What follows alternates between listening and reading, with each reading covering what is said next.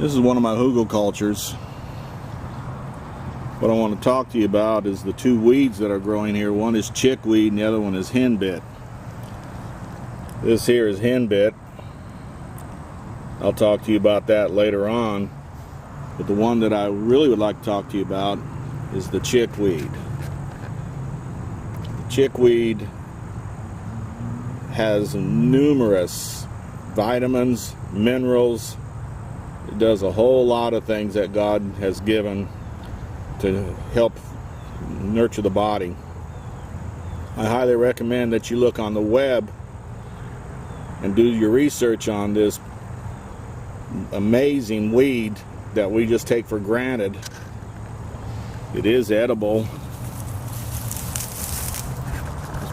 Put it in soups, salads.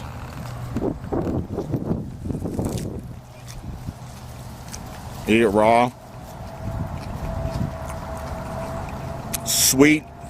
The hen-bit is a lot like it, but the hen-bit's a little bit more tart.